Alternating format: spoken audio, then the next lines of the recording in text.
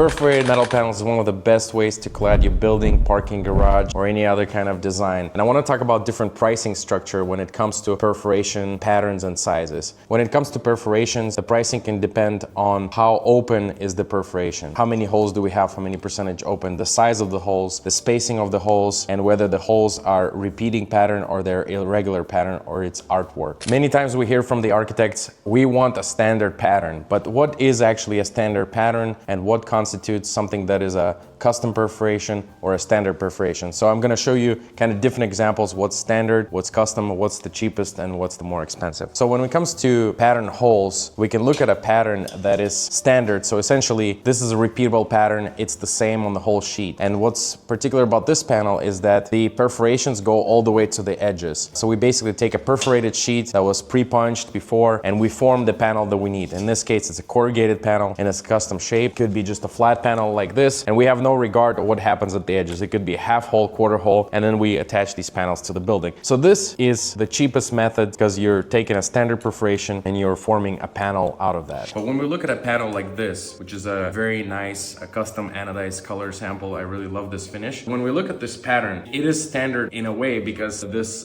pattern is repeatable. However, because this panel has a continuous and an even edge all around it, what happens is that when we start perforating this panel is we have to start and stop at a certain areas, which means that the punch has to be adjusted. And if we have panels of a different width on the project, we have to adjust this pattern to accommodate different widths of the panel. In this case, something that is a seemingly standard pattern because there's nothing special about the sizing of the holes or the percent open. It's actually a custom perforated product in our minds because you have to adjust for these different widths, make sure there's a nice edge. So when you add a solid edge on the panels, your pricing goes up because now you're going into more of a custom fabrication. And last thing I want to discuss is multi-perforation when the hole sizes are different and they might not be repeatable. So as the holes change, you could be changing patterns. So it's not a repeatable punch. It might have to be laser cut. That adds price. And the most expensive would be if, for example, we're trying to create an image or an artwork in the panel and every panel has different perforations. So each panel has to be programmed inside the machine separately, and that takes more time and more effort. This would be your more expensive option. If you need resources on how to pick the correct pattern, the correct percent open, we're happy to send you some of these catalogs which list